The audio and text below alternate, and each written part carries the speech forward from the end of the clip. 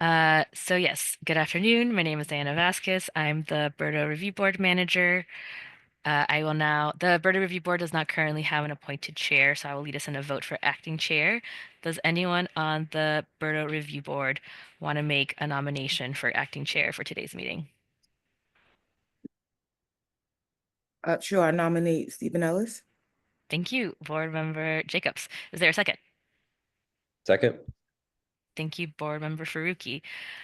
So on the motion to nominate Board Member Ellis to serve as acting chair, how do you vote? In favor, opposed, or abstained? I believe Board Member Boyd is not here. Board Member Ellis, In favor. Board Member Fruki, In favor. Board Member Jacobs, In favor. Board Member Lattimore, In favor. and Board Member Nelson. In favor. Great. Thank you all. I will hand the meeting over now to Acting Chair Ellis. Thank you, Diana, and good afternoon, everyone. I'm calling this public meeting to order at 4:34 p.m. in accordance with the Building Emissions Reduction and Disclosure Ordinance regulations adopted pursuant to the Building Emissions Reduction and Disclosure Ordinance, Boston City Code Ordinances, Section 7-2.2. The BERDO Review Board will hold a virtual public meeting at 4:30 p.m. on November 25th to review the following topics in regard to the reduction of greenhouse gases from building energy production and consumption so as to promote the public health and welfare of Boston residents. In accordance with the Commonwealth of Massachusetts Executive Order suspending certain provisions of the open meeting law, we are conducting this public meeting online. To ensure public access to the deliberations of the BERDO Review Board, the public may access this call through telephone and video conferencing. For the record, I am Stephen Ellis, acting chair of the board. We will now conduct a roll call of board members. Board members, please say your name in the order that they appear on the slide. Stephen Ellis, Hassan Faruqi. Lavette Jacobs. Gail Lattimore. Jack Nelson. staff will now introduce themselves. Hannah Payne, Director of Carbon Neutrality. Diana Vasquez, BERDO Review Board Manager. Claudia Aiden Diaz Callan. Martinez. Oh, sorry. Aiden Callan, a BERDO Program Manager. Claudia Diaz Martinez, Policy and Equity Advisor. Ziggy Chin, BERDO Review Board Assistant. Thank you. Here is the agenda for today's meeting.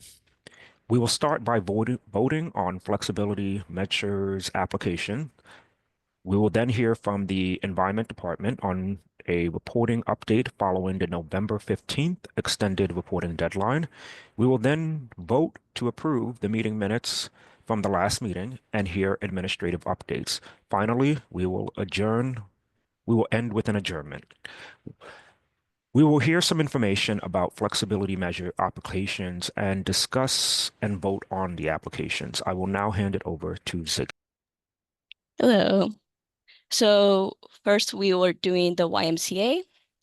So this was submitted through Pathway 1. It has 7 buildings in the neighborhoods of Dorchester, Chinatown, Fenway, Charlestown, Hyde Park, Brighton, and West Roxbury.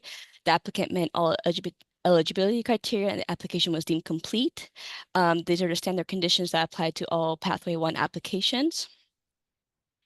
And so their building uses were assembly and lodging. And you can see on the calculated blended emission standards, 6 of the buildings had assembly as their default and 1 had lodging as their default. And you can see the portfolio emission standards down below. And that is a quick overview, and I'll hand it over to the representative. Before doing that, I will give an opportunity for any representative of this application to introduce themselves for the record. Hi, I can introduce myself real quickly. I'm Eden Floyd from Power Options, and I believe Helio Rosa from the YMCA is here as well. Yes, good afternoon, everybody. My name is Helio Rosa. I'm the Vice President of Facilities and Real Estate for the YMCA of Greater Boston. Good afternoon, Eden, and good afternoon, Helio. Thank you for being here. Thank you. I will now ask each board member if they have any questions or comments. I'm actually going to start in reverse order just because. So I'll be starting with you, Board Member Nelson. Hi, Helio. I haven't seen you in a while. Hope you're well. I have no questions. Thank you, Steve. Thank you, Board Member Nelson. Board Member Lattimore. Thank you. No questions. Thank you, Board Member Lattimore. Board Member Jacobs. Thank you. No questions at the moment. Thank you, Board Member Jacobs. And Board Member Faruqi. Thank you. Welcome. Good to see you both. My standard question that I ask for everyone, are there any challenges that you envision with compliance with the emissions reductions targets?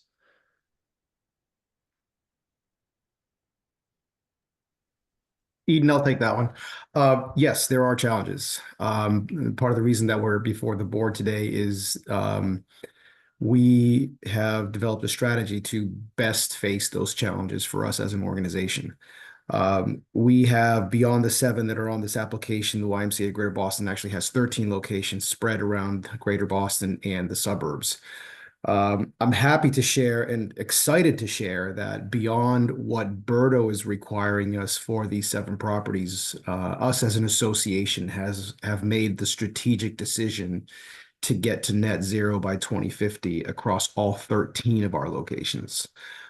So BERDO has certainly given us the push to go down this path, but we know that this problem is not going away. And as an association, as a nonprofit, as who we are within our communities, as I said, strategically, we want to lead in the sustainability effort. So to that end, we have some challenges, both from our buildings themselves as how they're constructed, how they are designed in all of our systems, and also as a nonprofit financially. How do we get our arms wrapped around this challenge that we have? This application will allow us to be more thoughtful in how we approach this effort.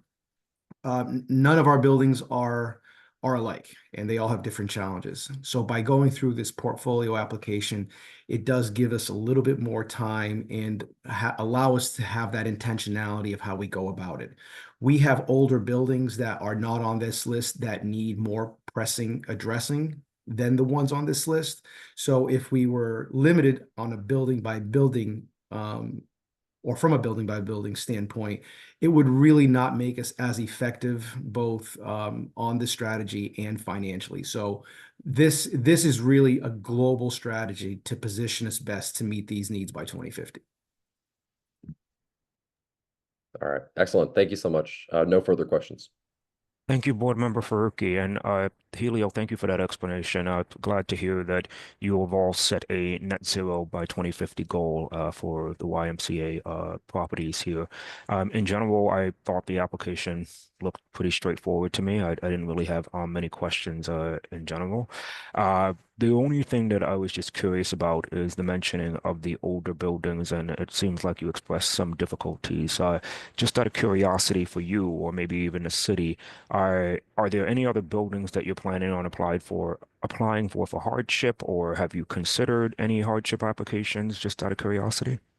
Not beyond the 7 and through this application. Fortunately, I have great executive leadership within the Y, as well as general board leadership that have backed this up with some capital to move forward. I can't answer that question 5 years from now. So we might have different discussions, but right now this application is kind of like the first building block to help us on that pathway to figure out where we're going to be financially. Okay. Thank you very much, Helio. I appreciate that response. Just to check one more time with the board, are there any other further questions before we move on? Hearing none. Is there a motion to approve YMCA's application with standard conditions? So moved. Is there a second? Second. On the motion to approve YMCA's application with standard conditions, how do you vote? In favor, oppose, or abstain? I'll start with myself. In favor. How do you vote, Board Member Faruqi? In favor. How do you vote, Board Member Jacobs? I want to vote in favor, but I wasn't here for the last meeting, so I'm not sure if I should abstain or. I can chime in. You can vote in favor. There's nothing, I don't believe anything from the YMCA's application was discussed at the last meeting. Okay, so yes, I'm in favor. Thank you, Board Member Jacobs and Diana. Board Member Lattimore In favor. and Board Member Nelson. In favor. The ayes have it. The motion passes. YMCA's building portfolio has been approved.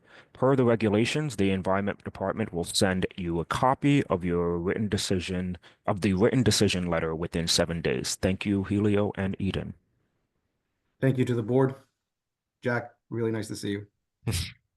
Take care. Second on the agenda is to discuss.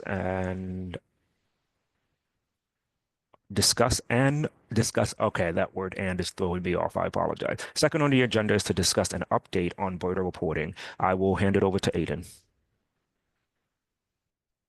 Yeah, thank you, Stephen. Yeah, we can go on to the next slide. Great. Yeah, so, really, I want to present on, the BERDO reporting, compliance year, the 2024 reporting year based on 2023 data, give you a sense now that we have, passed that final November 15th, extension request deadline. How are our numbers looking as it relates to the reporting, as it relates to overall engagement, and looking ahead to the first emissions compliance year, how are the buildings that have reported doing compared to those limits that they'll be subject to? So before diving into those numbers specifically, just to give you an overview of the types of buildings that are engaged with BERDO and the first emissions compliance year that they are being held to. So over 3,600 buildings are going to meet that, are going to have to meet the 2025 limit, and over 1,800 are subject to having to start meeting those emissions limits in 2030. You'll notice that the Boston Housing Authority and City of Boston are all going to have to meet the 2025 limit should they receive approved applications for portfolios, as every building, no matter what their size, will be subject to that 2025 limit. Go on to the next slide, please. Okay, so here's a breakdown of what our reporting numbers look like right now. I broke this out by residential, commercial, and total, breaking out the compliance numbers by both the number of buildings that have reported and the total square footage. So for residential number of buildings, we're looking at 64% of the residential buildings covered under BERDO have successfully submitted their data this year. The total residential square footage is significantly higher at about 76%. And I made sure to break out those two numbers because it can oftentimes be misleading, the total engagement under BERDO. If you're really just looking at that building by building breakdown, the total square footage that's covered under BERDO is, I think, better aligned with the total emissions that is covered under BERDO. And so, we're seeing 70% of the residential square footage having successfully reported. Commercial numbers are about the same, a little bit higher when it comes to the number of commercial buildings that have reported, and then showing the total compliance rate for the 2024 BERDO reporting year, again, based on 2023 data. So if you would go on to the next slide. I made sure to just compare these numbers to the overall engagement rates. So residential, about 77% of the total number of residential buildings that are covered under BERDO have been claimed, meaning they have started the process at some point, whether it's they've claimed their building, reported one year, but maybe they didn't report this past year. Or maybe they started the process and got to the point where they had to hire a third-party verifier and fell off. So I wanted to break out the difference between the total percentage that we have engaged, that we have a contact for, that have engaged in some part of the process with us relative to the total compliance rates for this year specifically. I think across the board we're seeing about a 10% increase or difference between those two numbers. Next slide, please. So of the buildings that are completely unengaged, we've been sending them letters for a few years. We are, trying different ways to engage these folks, but still have yet to have a point of contact over there, whether it be with ownership, property management, or a third party, start that reporting process with us. I wanted to break out, the building use types that our assessing department designates to those buildings to give you a sense of really what this unknown portion of BERDO covered buildings is. So, one thing to note very clearly here is that the two highest categories of buildings are condos and other residential buildings that have just yet to report to us, that have yet to engage with us. And if you go to the next slide, I just want to highlight a few key takeaways here. We're seeing reporting and engagement rates very consistently higher across the board among buildings with a larger square footage, buildings that are subject to 2025 emissions limits as opposed to 2030 emissions limits. In 2021, our reporting threshold for what buildings were covered under BERDO dropped. And so we had a lot more smaller buildings engaged in the BERDO reporting process. Overall, the compliance rates for those smaller buildings are still much lower than the larger buildings, the buildings with larger more square footage with higher emissions that are looking to that 2025 date. Why is there a difference between the engagement rates being 75, 85%, as opposed to the reporting compliance rates for this year being 65 to 75%?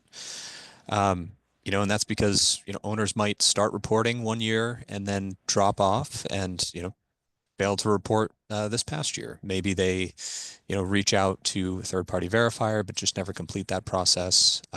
Maybe somebody else has taken over and they find the process to be overwhelming and just simply don't complete it. I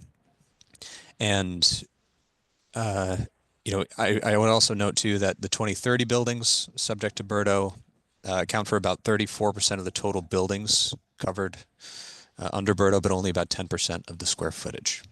And again, that square footage number is better aligned with the emissions that BERDO is covering, that it aims to decrease.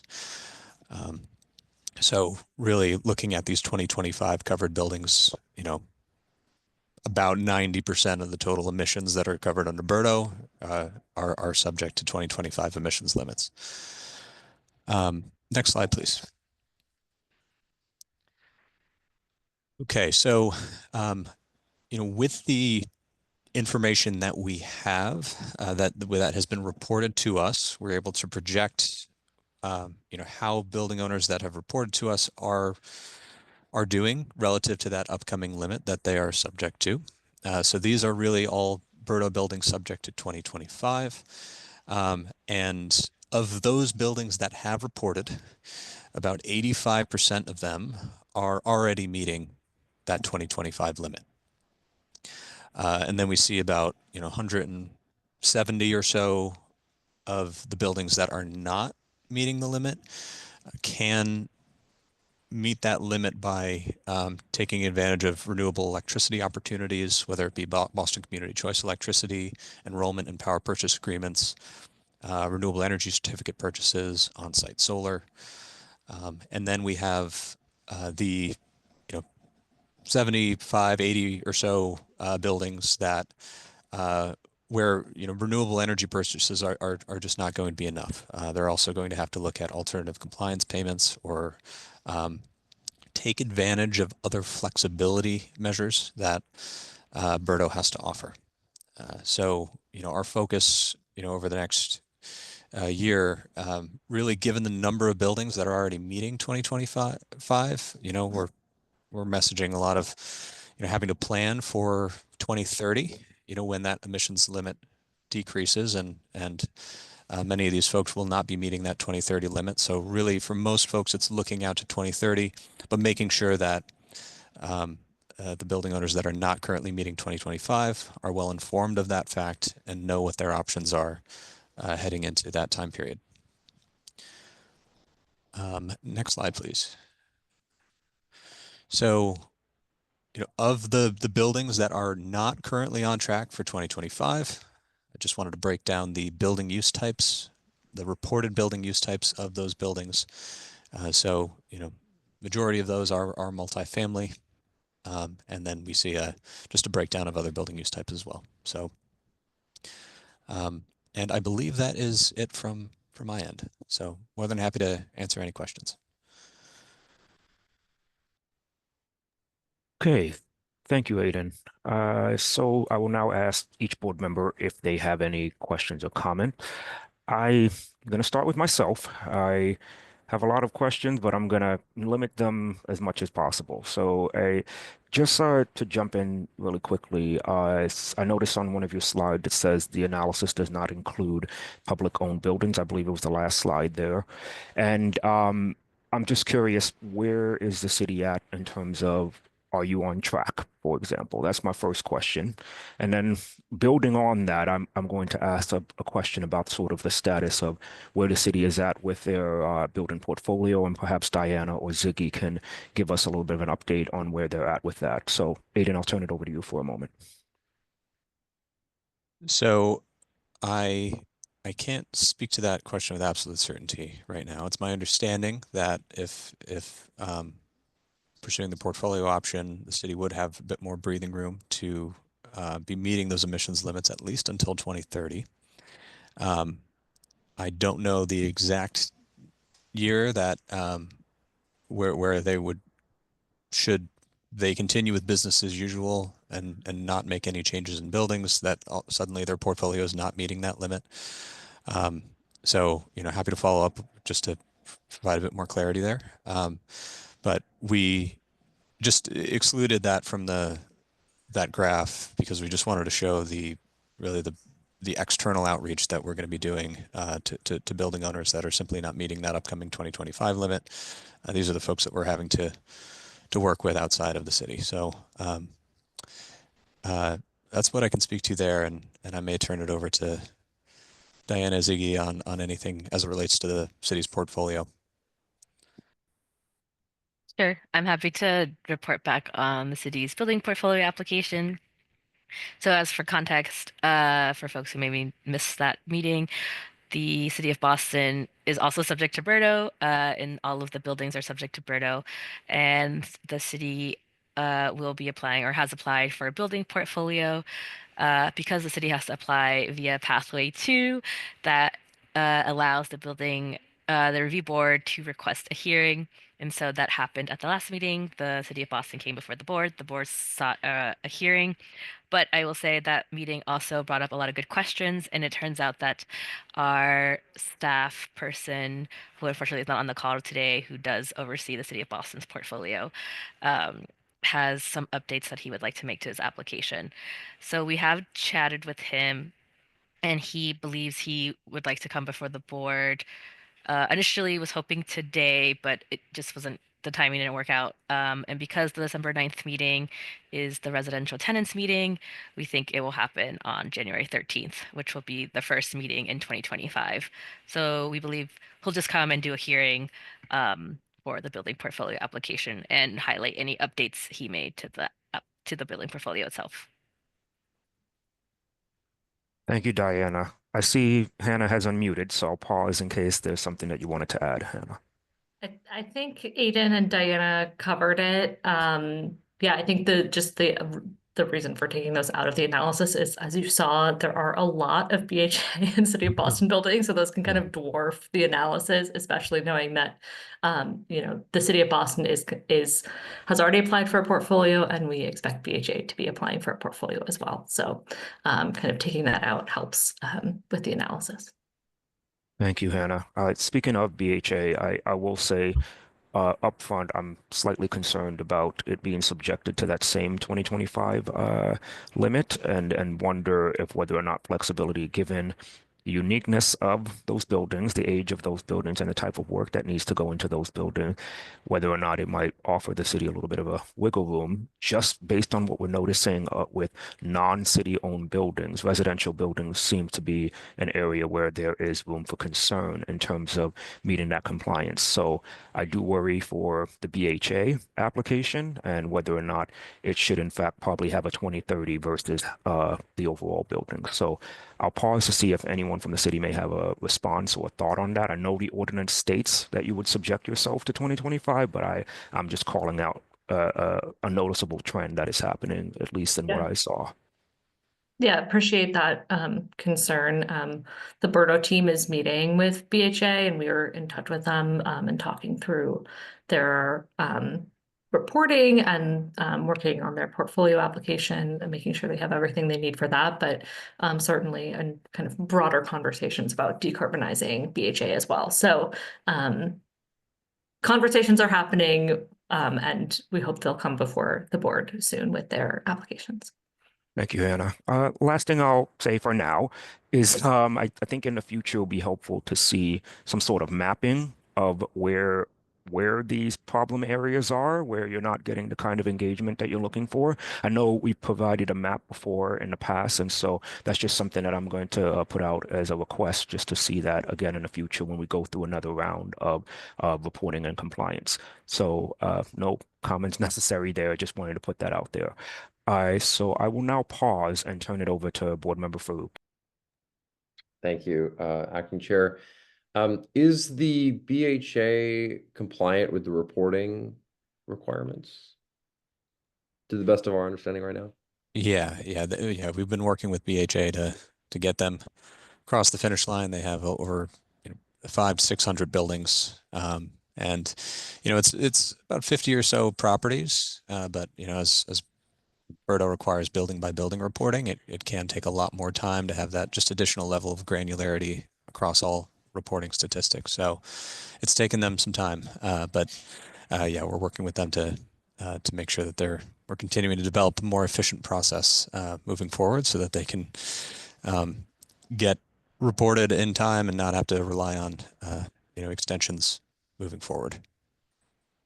Totally. Okay, great. Thank you. Yeah, I do see, Board Member Ellis's concerns around this, around BHA's compliance. And so my first question, of course, would be where they're at in terms of their emissions right now. So I'm looking forward to hearing from them whenever that's possible. And I totally appreciate they're in a difficult position. Overall, thank you for this data. This is very, very helpful. I'm curious if we can go back to that slide about non-compliant building types. And I do recall that the condo buildings were uniquely non-compliant with the reporting requirements. This also tracks with a lot of things I've heard anecdotally from folks.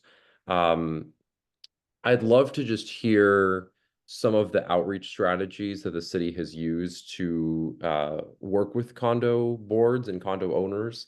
And I know that you all have done a lot. And so I just want to understand what things, if there are possible opportunities for us to recommend further actions the city can take, but also perhaps most significantly, if there are ways that the review board can leverage our connections with condo board members to help speed along their engagement with you all.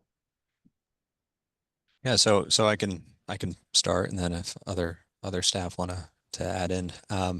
So yeah, condos have always been tricky in terms of the outreach to begin with, and successfully getting in touch with the condo associations or the right condo member that would be able to report on behalf of the building. A lot of that does have to do with just the nature of the assessing department, and the condo associations are not a taxable entity, and so the owner mailing address that the tax assessor's database might have may not be the best address for us to be able to reach them effectively.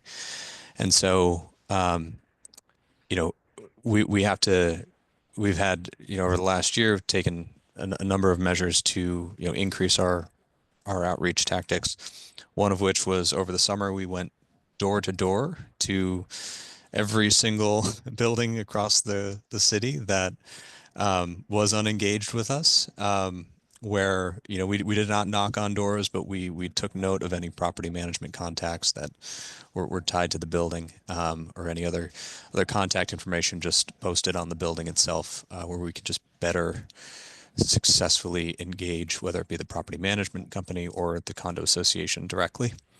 We're also doing just additional research internally, using an application, real estate application to find additional property management contacts and ownership contacts tied to these buildings.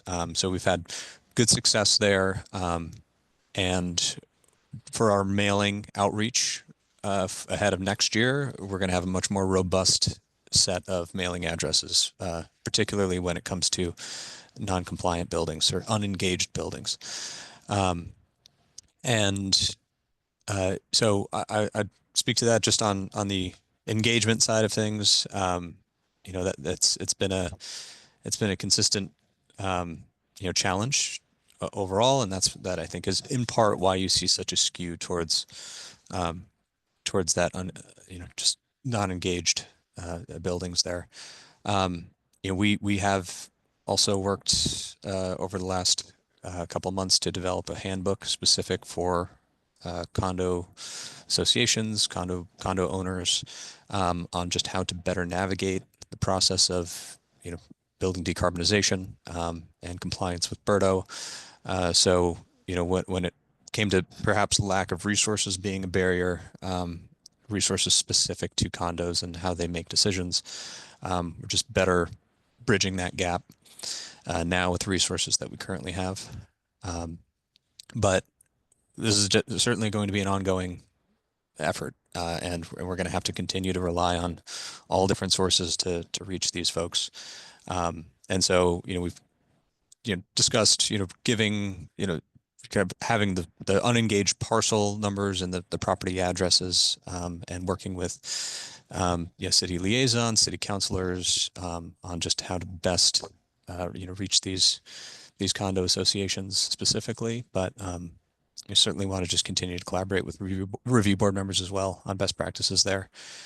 So I don't know if anyone from the rest of the staff has anything to add there. That's a great summary. I would just add two things that you may have said, but apologies if I missed it.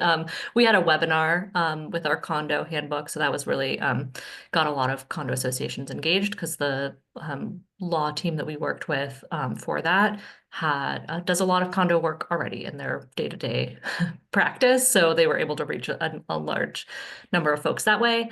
And then we did try also mailing into some individual condo owners from the assessing data, because we have mailing addresses for the condo owners. We have mailing addresses for the condo main, but sometimes they're out of date and inaccurate. So we did try that as well.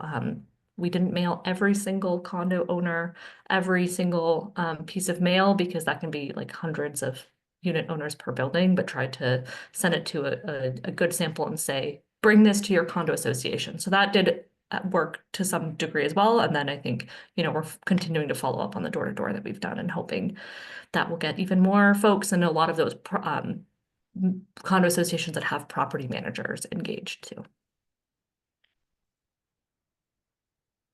Great. All right. That's wonderful. Very helpful.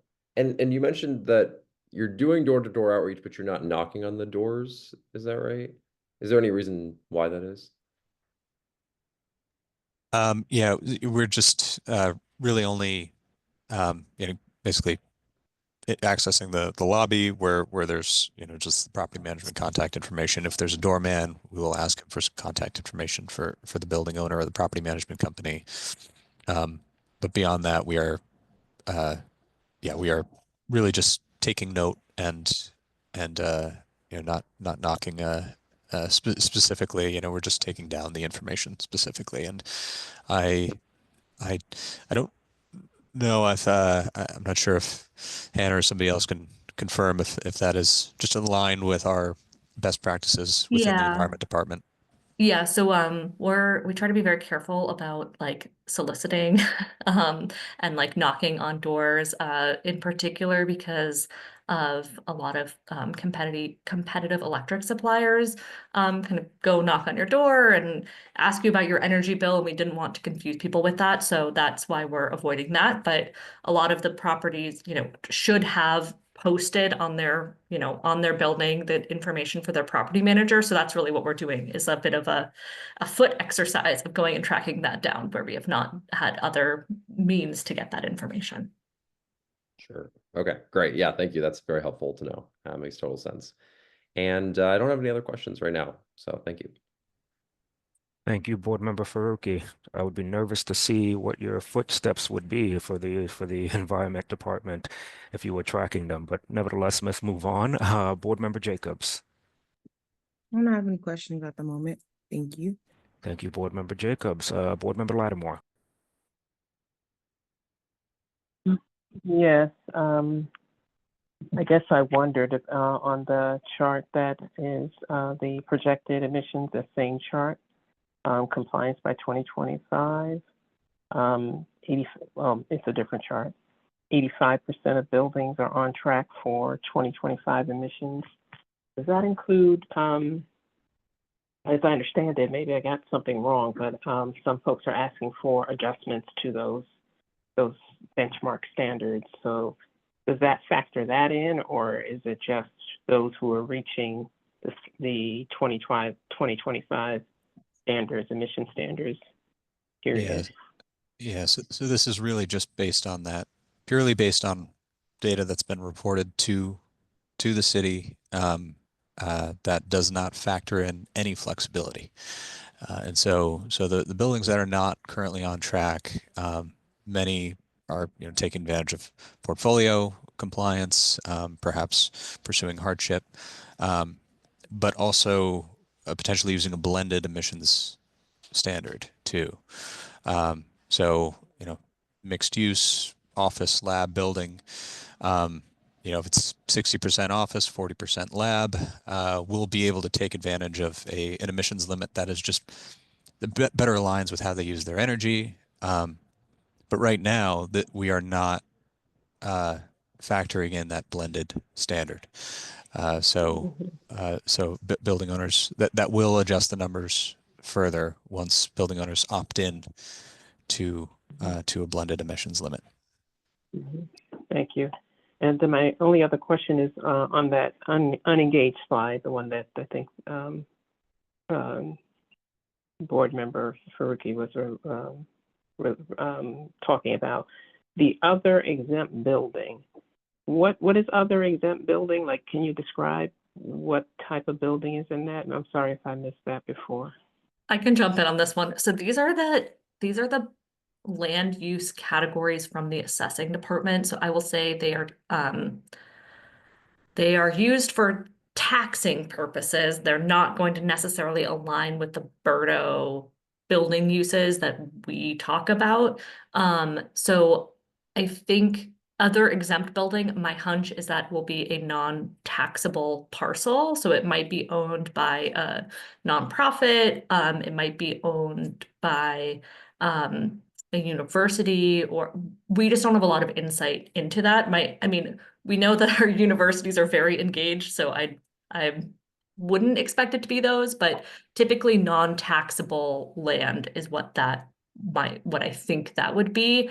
But sometimes things get miscategorized, or they're old, like based on old data. So I wouldn't read too much into this as with detail, but it could also be like a state or federal building or something like that. But those are my hunches. Okay. Yeah, I know for as a nonprofit developer, our buildings are all, subject to real estate taxes. So we're not exempt, and I agree that the universities are definitely seem to be, taking care of their BERDO issues. So I wondered like who that was, and that does not mean that they, even if they're tax exempt, they still have to meet BERDO standards, correct? Yep. Yeah, there's Okay. no, it's just because we use assessing data and their goal is property tax, that's where there's just not always a perfect alignment in terms of what our goals are of building emissions reduction. But yes, buildings that are non-taxable are still subject to BERDO. Thank you. No other questions. Thank you, Board Member Lattimore. Yes, I was staring at that other exempt as well. I was waiting. So appreciate you asking that question. Board Member Nelson. Thank you. Could you go to the second to last slide, the one just previous to this? No, the next one. Yeah, this one. So have these entities who are not going to meet the 25 standard, has there been a special notification from the city, or will there be, identifying this issue?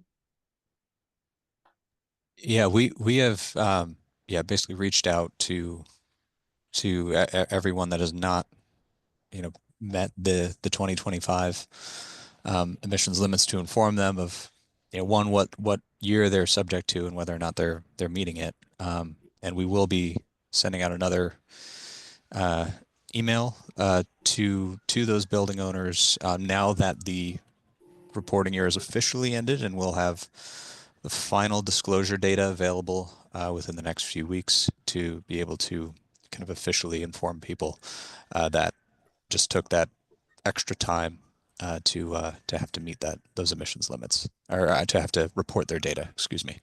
And so, yeah, these are really the buildings that we are going to be focusing on specifically. So we're going to have to, make sure every single, whether it be the just third party, property manager, owner, everyone is well aware of the where they stand relative to that upcoming limit, and what flexibility they have to be able to take advantage of, and just give them a clearer sense of what their options are. Just again, given the fact that vast majority are meeting that 2025 limit, the general messaging is towards planning, but we're going to have to work very specifically with this subset. Will the names of the building owners be listed on the website eventually? So we are going to be updating our disclosure and the owner name listed in the assessing records would be part of that, but our disclosure at this time is not noting what is in compliance or out of compliance with the 2025 emissions limits. And so folks can go in and make those calculations themselves based on the disclosed data, but we are not kind of listing out the buildings and the building owners that are not currently meeting that in any separate capacity. Okay, so I know that the data is available, but someone has to go through that process to figure it out. Yeah, Right. exactly. Yeah, and given all the flexibility that folks have to be able to take advantage of, these are of course just not the finalized, who's in compliance, who's out of compliance. So, we're not, positioned to be able to, inform of, out of compliance with 2025 or in compliance with 2025. We just have this information internally to be able to work with them. Right. Yep. And Hannah, I'm not sure if you wanted to add anything there. Yeah, I mean, it's something that we've discussed in terms of the disclosure, and I think could potentially add a projected emissions to the updated disclosure. one of the challenges is what Aiden was mentioning of like, there are so many caveats to this. Like, how do you present this data in a way that like people can understand that they may be, you know, pursuing a blended emission standard. They may be pursuing a, you know, portfolio or something like that. That level of like detail, our data is not to that point yet where we can kind of share that, but yeah, I think there's kind of pros and cons to having that data out there to say, you know, these buildings likely will need to take some action, and these ones probably won't. So that's something that we're still discussing for kind of this next update. So I'm curious, Board Member Nelson, if there's anything specific that you think would be helpful in having that be more publicly available. Well, if I was a building owner and I knew that that was going to be exposed, I might get a little more serious about things. But, you know, I'm glad I'm not sitting in your seat, because that's a tough decision to make on how to handle such a matter. We will certainly disclose compliance with emission standards. So once the things are reported in 26, compliance with the 2025 data, that will all be public. It's just this kind of projection where I understand. Yeah, still a good amount of unknowns. Yeah. You look at the 9 hospitals. I mean, Boston has a lot of hospitals, but it's not that many more than 9. So yeah, you know, that's a blatant right. problem. And many of them will be buying renewable energy.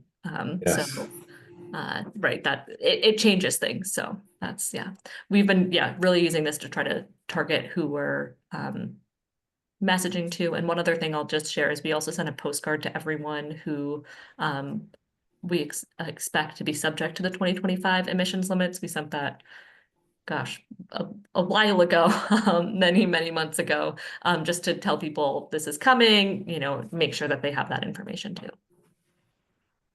Okay. Well, nice work. Thank you. Thank you, Board Member Nelson. If we can stay on the slide for 1 second, I just want to make sure I'm also understanding, similar to the question Board Member Lattimore asked earlier. So these properties that we have in front of us, this also does not take into account any flexibility measures that they may have already applied for. Is that correct? Yes, that's correct. Okay. All right. And so my next question, building on that, is I guess if I'm understanding this correctly, what this is saying is that, you know, if they haven't taken any necessary steps to show how they're going to approach flexibility before the end of the 2025 reporting period, they could essentially be finding themselves in some difficult areas with respects to the ordinance. And so knowing that, you know, the application deadline for building portfolios and ICS closes on January 6th, I guess, what does one do if, you know, if some of these condos are finally responding in, say, the middle of February about reporting and needing to seek flexibility? I know the city is always going to work with them, but if we go past the deadline for building portfolios and ICS, what is our options? What are our options? Excuse me. And it's not directed at Aiden. Anyone can take that. It's a good question. So I think there are a few things. I mean, one, we want them to, in this case, these buildings have reported, right? So we have their information. I think many of these buildings will, like, I expect many of them we're already seeing in some applications. So, you know, I think that's a good prompt for us to do another push of like, hey, this deadline's coming up, to make sure everyone has that information. I think the other thing is, you know, I think there's always the ability to make alternative compliance payments or to buy renewable energy certificates. And so those are an option. And sometimes, you know, because the limits in 2025 aren't the most stringent, sometimes those are fairly reasonable payments to be making. And then once a building reports also, and if they're really above their limit, and there is an option to apply for a short-term hardship compliance plan after the deadline. So those can be accepted on a rolling basis. I don't think we want to encourage people to do that in the first step. A lot of times people jump to I need hardship when they haven't even reported or know what their emissions are. And a lot of the times once we see people's energy data, they're actually not as far away from those limits as they think they might be. So it might be something, like they can do a small, maybe they have time to do a really small energy efficiency project that gets them over the edge, but more likely than not, it might be, doing some buying some renewable energy or making a small alternative compliance payment, and maybe that works. But in some cases, we do expect there will be, there may be some people out there who, despite our best efforts, we still have not been able to really reach them or engage with them, and they just need a little bit more time to make a plan to come into compliance. And I think that's where that short-term hardship compliance plan, we would want to work with them to see if they might be eligible to apply for that route. Thank you, Hannah. All right, I'm going to pause for a second, but I will return to the board just to give the members of our public a moment to ask questions if there are any. So I would like to open a public comment period. As a reminder to members of the public, to provide public comment, please raise your hand or type in the chat in the application via the Zoom meeting platform. If you are calling in and cannot use the platform, you can raise your hand by pressing *9 and send your questions to staff via email at berdoreviewboard@boston.gov. Again, as a reminder, we are limiting questions to 3 minutes to ensure everyone has a chance to speak. We also ask members of the public to introduce themselves and your Boston neighborhood. We will now wait to give members of the public the opportunity to provide questions or comments.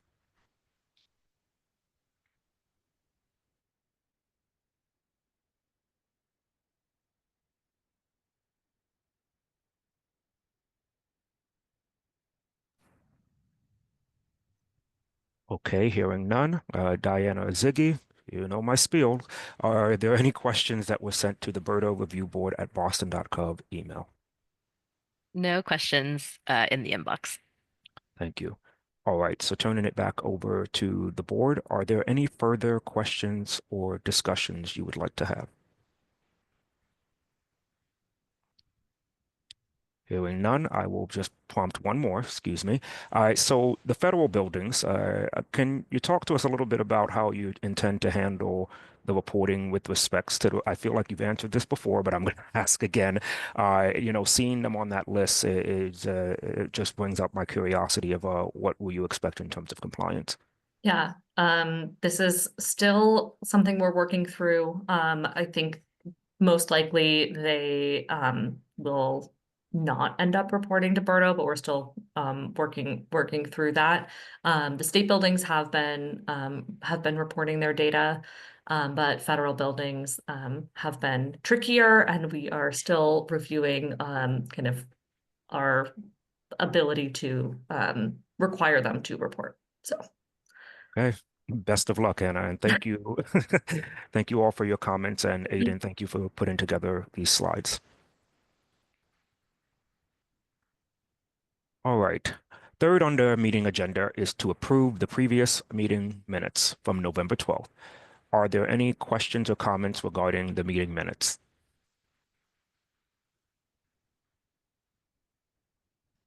Is there a motion to approve the minutes? So moved. Is there a second? Second. On the motion to approve the meeting minutes, board members may vote in favor, oppose, or abstain if they did not attend the last meeting.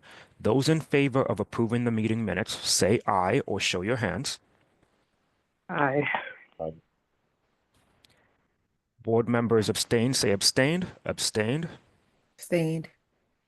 The ayes have it. The motion passes for the meeting minutes. Moving on, next, there are administrative updates. Ziggy? Hello. So I want to give an update on the number of building portfolio or just flexibility applications are received so far. So we are up to 21 building for portfolio applications. We have not received any new submissions for ICS or HCPs, or no resubmissions. And also want to give you an update on the Equitable Emissions Investment Fund Awards. The BERDO team has met with all 3 recipients and sent out the grant packages for them to sign. The recipients are reviewing the grant packages, and we're waiting to receive the signed agreements back, and hopefully we'll be able to distribute the money soon. Diana touched on this again before, but just saying that City of Boston's building portfolio application updates are still ongoing, and hopefully we'll estimate a hearing on January 13th, which will be the first review board hearing for 2025. I also wanted to update everybody on the Building Decarbonization Advisor Program, or BDAP. The review board voted early in the year to allocate $500,000 from the fund to help fund the BDAP program, and so the vendors will help provide BERDO building owners with zero overtime plans, and they have been chosen. They're down below. It's New Ecology, Thornton Tomasi, Jaros Bowman Bolos, and Greener U. And awardees will receive free decarbonization planning services and technical assistance, and may be eligible for funding to support the implementation of decarbonization projects. So the application is currently open. I put the link down here on the slide deck, and it will close on December 12th. The eligibility criteria can be found on the Google form, and the application link can also be found on the BERDO website at boston.gov/BERDO. And Ziggy, can I just jump in Yes. and make a plug? We really want to spread the word about this program, and it is funded in part by the Equitable Emissions Investment Fund. So we're like really excited to get it out there. So if you have any connections with BERDO building owners, please share this around. It's a pretty straightforward application, and we're looking to start the first cohort in January, and then we'll be, assigning new folks as time allows, like throughout the year. So definitely encourage people to get in soon, but also if it's the holidays time, if they can't get it until January, there's like no worries about that, but we're hoping to start the first group of buildings to get their services in January. And this is another thing that is available to condo owners, so just flagging that as well.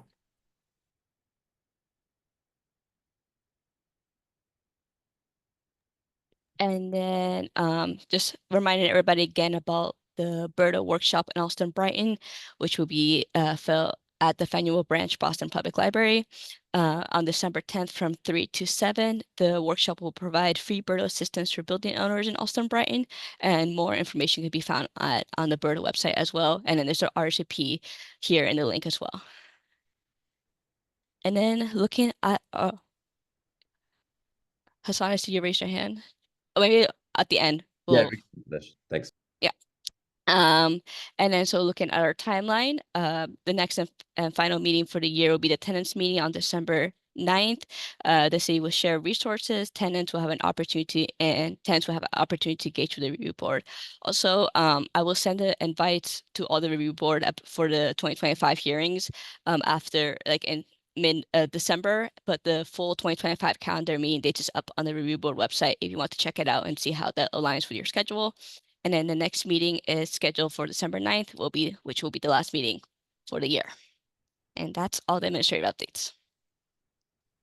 Thank you, Ziggy. I did see Board Member Lattimore's hand go up first, so we'll start with her. Thank you. Let me see if I can put my hand down. Okay. Yeah, I was curious about the time frame again for the Building Decarb Advisor program, because I thought I heard Ziggy say the 12th, but then some other information said the 2nd of December is the deadline. So just want to ask what the actual deadline is. Yes. The deadline, well, the first deadline we should say is December 2nd. So we're going to begin reviewing applications after the 2nd. I know that is next week, so very soon. But we really want to just get the first cohort moving and get them assigned to the building science firm so they can start in January. So it might be a smaller cohort of buildings. We are accepting applications on a rolling basis. We expect this program, the contracts for this program are like 2 years. So we have time, but we also want to get people as much help as early as possible. So it will be until the funds run out that we're running this. So this is really that like first deadline if you want to be considered immediately. Just get started in January, get your application in by next week, and otherwise we'll probably have people start in March. Thank you. No more questions. Yep. Thank you, Board Member Lattimore. Board Member Farouk. Thank you. Do you know how many applications we've received so far for the Decarbonization Advisor Program?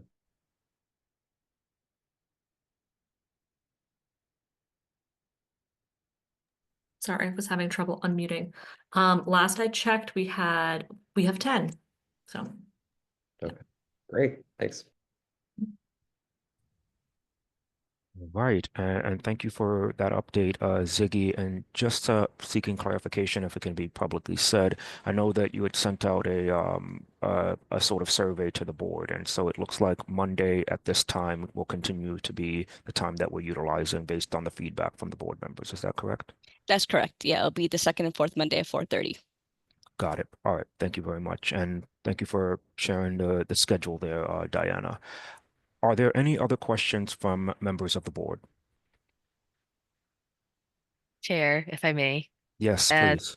This is, of course, the board members, please feel free to ask more questions, but I did see there was a message in the chat asking Hannah if there's literature or graphics I can share out, and I think this is related to the Building Decarbonization Advisor Program. great question. We were working on it and I was out most of last week. So I've been scrambling, playing catch up. I don't know that we have something yet, but it's something we've been working on. So we'll definitely share it around. And we have an email too. And Lydia, I think I linked the application. You can follow up with me and I can share you that information. We have an email invite language. And the application is good to share around, and we were working on graphics, but I don't know that we have them yet.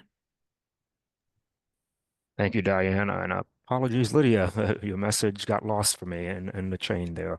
I hope you will all consider some type of social media outreach as well as helping the other organization, the vendors, to also do some social media outreach. I think Greener You maybe has sent out something already. I'm just familiar with that organization. Nevertheless, are there any other questions or comments from the board? Hearing none, is there a motion to adjourn this meeting?